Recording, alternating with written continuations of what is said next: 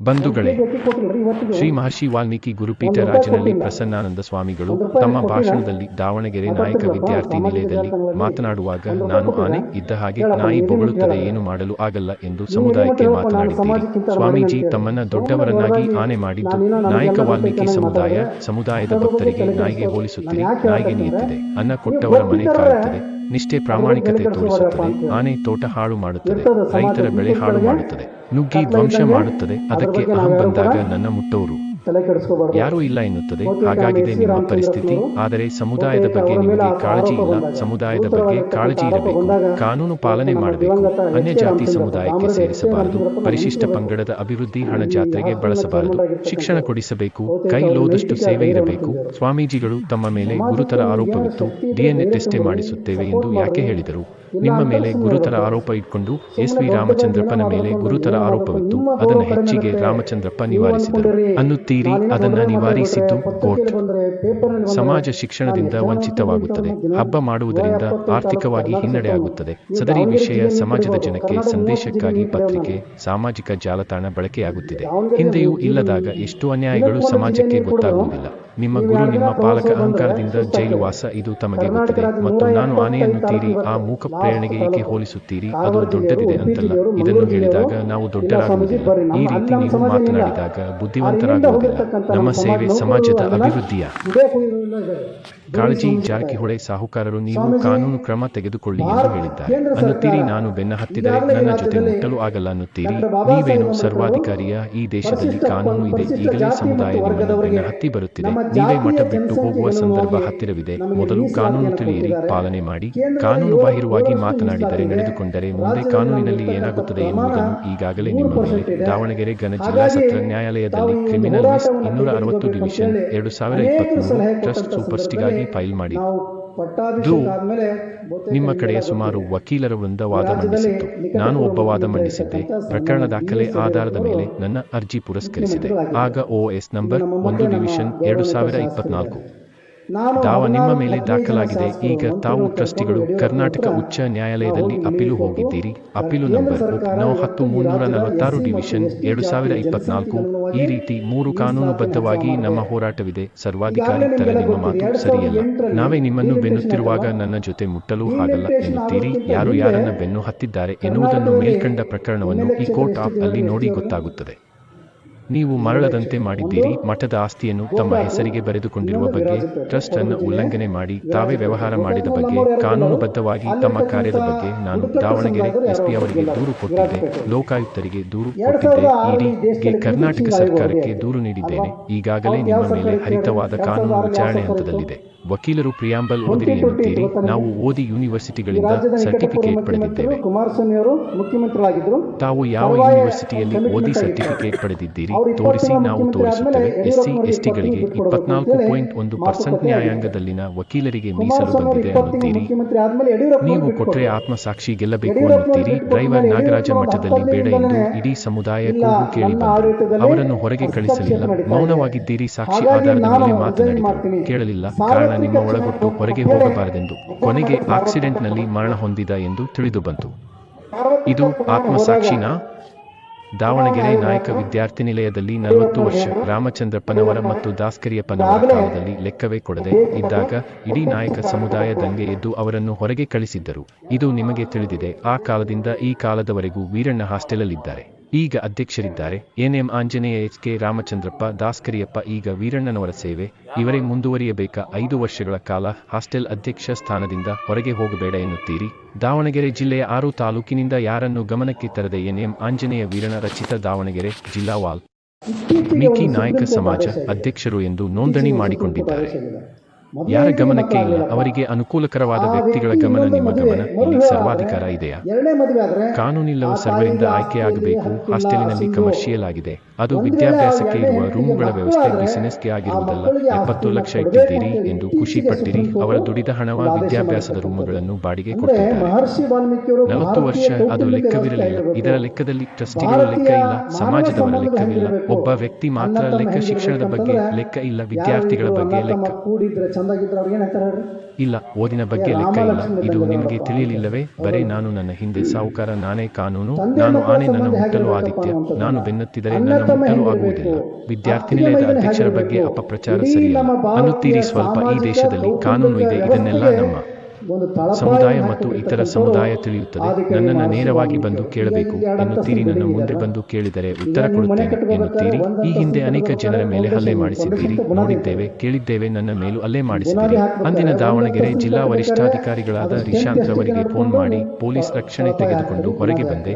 ನೀವು ಮಾಡಿದ ನ್ಯಾಯವನ್ನು ನಾನು ಬಿಡಿಸಿ ಸಭೆಯಲ್ಲಿ ತಿಳಿಸಿದ್ದೆ. ಇದು ನೆನಪಿದೆಯಾ? ನೀವು ಕೊಡು ಉತ್ತರ ಇದೆ. ಶಿಕ್ಷಣ ಸಂಸ್ಥೆ ಮಾಡಲು ಬಜೆಟ್ ಬೇಕು, ಡಿಪಾಸಿಟ್ ಬೇಕು ಅನ್ನುತ್ತೀರಿ. ಜಾತ್ರೆ ಮಾಡಲು ಎಷ್ಟು ಕೋಟಿ ಖರ್ಚು ಮಾಡಿದ್ದೀರಿ? BS ಉಗ್ರಪ್ಪ ನವರು ಸರ್ಕಾರದ ಮುಂದೆ ತಿಳಿಸಿದರಲ್ಲ. ಇದಕ್ಕೆ ನಿಮ್ಮ ಉತ್ತರ ರಾಜಕಾರಣಿಗಳು ಅವರು ಬೆಳೆಯಲಿಕ್ಕೆ ಜನಸಂದಣಿ ಸಹಜ ಎನ್ನುತ್ತೀರಿ.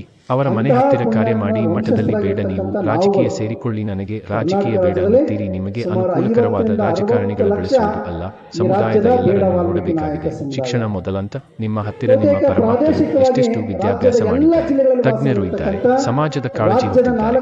ಯಾರ್ಯಾರಿಗೆ ಯಾವ ಪೋಸ್ಟ್ ಕೊಟ್ಟಿದ್ದೀರಿ? ಏನೂ ಇಲ್ಲ. ಅವರ ಹಿಂದೆ ಕೆಕ್ಕೆ ಹಾಕಿದರೆ ಸಾಕು, ನಿಮಗೆ ಅದೇ ಬೆಂಬಲ. ಕಾರುಗಳು ಬಂದರೆ ಸಾಕು, ವಿಚಾರವಂತರು ವಿಚಾರ ಮಾಡುತ್ತಾರೆ, ತಿಳಿದವರು ಕಾನೂನು ಪಾಲನೆ ಮಾಡುತ್ತಾರೆ. ನಿಮ್ಮ ರೀತಿ ನಾವು ಮಾತನಾಡಲು ಬರುವುದಿಲ್ಲ. ಈ ದೇಶ ಒಂದು ಕುಟುಂಬ. ದೇಶದ ಒಳಗಿನ ಜನ ನೆಮ್ಮದಿಯಿಂದ ಬದುಕಲು ದೇಶಕ್ಕೆ ಒಂದು ಕಾನೂನು, ನ್ಯಾಯಾಂಗ, ಕಾರ್ಯಾಂಗ, ಶಾಸಕಾಂಗ ಜನರಿಂದ ಆಯ್ಕೆ, ಕಾರ್ಯಾಂಗ ವಿದ್ಯಾಭ್ಯಾಸ, ಕ್ವಾಲಿಫಿಕೇಶನ್, ಕಾನೂನಾತ್ಮಕ ಆಯ್ಕೆಯ ಪರೀಕ್ಷೆಯಿಂದ ಬಂದು ಶಾಸಕಾಂಗದ ಕಾನೂನಿನ ಅರ್ಥವನ್ನು ಕಾನೂನುಬದ್ಧವಾಗಿ ಕಾರ್ಯನಿರ್ವಹಿಸುತ್ತಾರೆ. ಶಾಸಕಾಂಗ ಕಾರ್ಯಾಂಗ ಜನರ ಮೂಲಭೂತ ರಕ್ಷಣೆಗೆ ಉಲ್ಲಂಘನೆ ಆದರೆ ನ್ಯಾಯಾಂಗ ಪರಿಶೀಲನೆ ನಂತರ ದಂಡನೆ. ಇದು ತಮಗೆ ತಿಳಿದಿರಲಿ. ಸಾಹುಕಾರರು ಕಾನೂನು ಕ್ರಮ ಕೈಗೊಳ್ಳಿ ಎಂದು ತಿಳಿಸಿದರು ಅನ್ನುತ್ತೀರಿ. ನೀವು ಕ್ರಮ ಕೈಗೊಳ್ಳಲು ಬರುವುದಿಲ್ಲ, ನಿಮಗೆ ತೊಂದರೆ ಆದರೆ ದೂರು ನಂತರ ಮುಂದಿನ ಪ್ರಕ್ರಿಯೆ ಮೇಲ್ಕಂಡಂತೆ ಇದೆ. ಈಗಾಗಲೇ ನಾವೇ ನಿಮ್ಮ ಮೇಲೆ ದೂರು ನೀಡಿದ್ದೇವೆ. ನಾನೇ ಸರ್ಕಾರ ಎನ್ನುವ ಹಂತಾವು ಬಿಡಬೇಕು. ನಾನು ಆನೆ ಅನ್ನುತ್ತೀರಿ. ಆನೆ ಮಾಡಿದವರು ಯಾರು?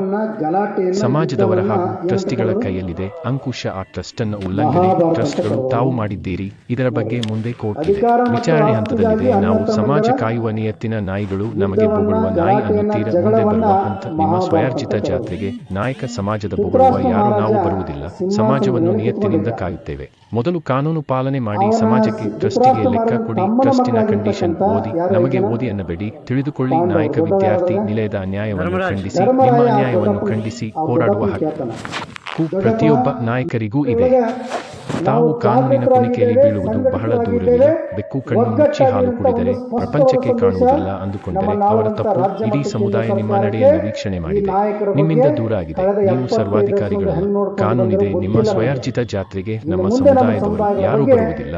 ಗಮನವಿರಲಿ. ನಾನು ಗುಮ್ಮನೂರು ಮಲ್ಲಿಕಾರ್ಜುನಪ್ಪ, ವಕೀಲರು, ದಾವಣಗೆರೆ. ಹೋರಾಟ ಅನಿವಾರ್ಯ ಅನ್ನುವಂಥ ಒಂದು ಸ್ಪಷ್ಟವಾದ ಸಂದೇಶವನ್ನು ಕಳಿಸ್ಲಿಕ್ಕೆ ಕರ್ನಾಟಕ ರಾಜ್ಯದ 175 ತಾಲೂಕು, ಈಗಾಗಲೇ ಇವತ್ತಿಗೆ ಲಾಸ್ಟ್ ತಾಲೂಕಿದು. ನವೆಂಬರ್ 15ಕ್ಕೆ ಪ್ರವಾಸ ಪ್ರಾರಂಭ ಆಯಿತು. ಎಷ್ಟನೇ ತಾರೀಕು? ಅಕ್ಟೋಬರ್ 17ಕ್ಕೆ ವಾಲ್ಮೀಕಿ ಜಯಂತಿ ಪ್ರಾರಂಭ. ಕಂಟಿನ್ಯೂ ವಾಲ್ಮೀಕಿ ಜಯಂತಿಯಲ್ಲಿ ಬೆಳಗಾಂ ಮುಗಿಸ್ಕೊಂಡು ನಗರ ಜಾಲತಾಣಗಳಲ್ಲಿ ಮತ್ತು ಪತ್ರಿಕೆಗಳಲ್ಲಿ ಕೆಲವರೆಲ್ಲ ಇರ್ತಾರೆ. ಸಮಾಜಕ್ಕೆ ಏನು ಮಾಡೋಕ್ಕಾಗಲ್ಲ. ಆನೆ ಹೊಂಟಾಗ ಕೆಲವು ನಾಯಿಗಳು ಬೊಗಳ್ತಾ ಇರ್ತವೆ. ಅದಕ್ಕೆ ನಮಗೆ ಗುರಿ, ನಮ್ಮ ಆತ್ಮಸಾಕ್ಷಿ ನಮ್ಗೆ ಗೊತ್ತಿರಬೇಕು, ಸ್ಪಷ್ಟವಾದ ಗುರಿ ನಮಗಿರಬೇಕು.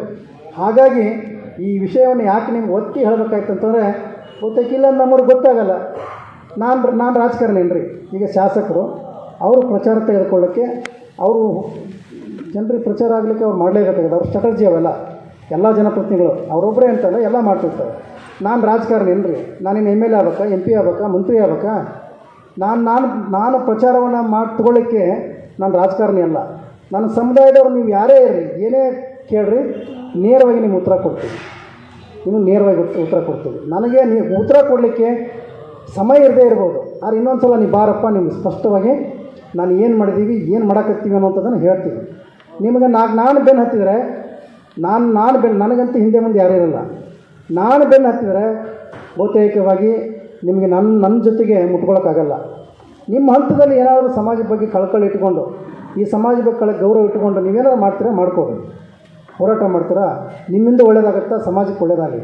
ಅದು ಬಿಟ್ಕೊಂಡು ಅಪಪ್ರಚಾರ ಮಾಡ್ತಕ್ಕಂಥದ್ದು, ಅದು ನಮ್ಮ ವಿದ್ಯಾರ್ಥಿನಿಯರ ಬಗ್ಗೆ, ವಿದ್ಯಾರ್ಥಿನಿಯರ ಅಧ್ಯಕ್ಷರ ಬಗ್ಗೆ, ಮಠದ ಬಗ್ಗೆ ಮತ್ತು ಸ್ವಾಮೀಜಿಯವರ ಬಗ್ಗೆ ನಾನು ಇವತ್ತು ಕೂಡ ಸಾಹುಕಾರ ಹೇಳಿದರು, ಯಾರು ಅಪಪ್ರಚಾರ ಮಾಡ್ತಾರೋ ಆಮೇಲೆ ಕಾನೂನು ಕ್ರಮ ತೆಗೆದುಕೊಡ್ರಿ ಅಂತ ಹೇಳಿದ್ದಾರೆ.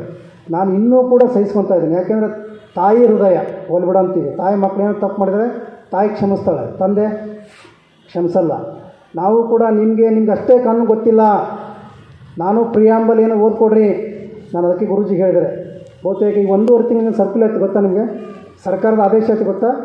ಈ ರಾಜ್ಯದ ಪರಿಶಿಷ್ಟ ಜಾತಿ ಮತ್ತು ವರ್ಗದ SC ST ವಕೀಲರಿಗೆ 24.1% ಮೀಸಲಾತಿ ಕೊಡಬೇಕು ಅಂತ ಸರ್ಕಾರದ ಆದೇಶ ಆಯ್ತು ಗೊತ್ತಾ. ತೋರಿಸ್ಲ ನಾನು. ಮತ್ತು ನೀವು ಹೆಂಗೆ ಓದ್ಕೊಂಡಿರೋ, ಎತ್ತಾಗಿ ಓದ್ಕೊಂಡಿರೋ, ಪುಸ್ತಕಿನ ಉಲ್ಟಾ ಇಟ್ಟು ಓದಿರೋ, ಹೆಂಗೆ ಓದಿರೋ. ಮೀಸಲಾತಿ ಹೆಚ್ಚಳ ಆಗಿದ್ದಕ್ಕೆ ಇವತ್ತು ನೀವು ಅದರ ಫಲಾನುಭವಿಗಳಾಕ್ಕಿರಿ. ಮತ್ತು ನೀವೆಲ್ಲ ಬೇರೆ ರೀತಿಯನ್ನು ಮಾತಾಡ್ಕೊಂತ ಹೋದರೆ, ನೀವು ಮಾತಾಡ್ಕೊಂಡು ಹೋದ್ರೆ ನಂದೇನು ಅಭ್ಯಂತರ ಇಲ್ಲ. ಈ ಸಮಾಜದ ಬಗ್ಗೆ ನಿಮಗೆ ಕಳಕಳಿ ಇದ್ದರೆ, ಬಹುತೇಕವಾಗಿ ಗೌರವ ಇದ್ದರೆ ನೀವು ನೇರವಾಗಿ ಬಂದು ಕೇಳಬೇಕು. ಇಲ್ಲೇ ಹೋಗಿ ನಾನು ಸೋಷಿಯಲ್ ಮೀಡ್ಯಾದಾಗ ಏನೇ ಮಾತಾಡ್ತೀನಿ ಏನೋ ಅಂತಂದರೆ ಅದು ನಿಮಗೆ ಬಿಟ್ಟಿದ್ದು. ನಾನು ಹಿಂದೆ ಯಾರು ಮಾತಾಡ್ತಾರೆ ನಾನು ತಲೆ ಕೆಡಿಸ್ಕೊಳ್ಳಲ್ಲ. ನನ್ನ ಮುಂದೆ ಬಂದು ನಿಂತು ಹೇಳಿದ್ರೆ ನಿಮ್ಗೆ ಉತ್ತರ ಕೊಡ್ತೀನಿ.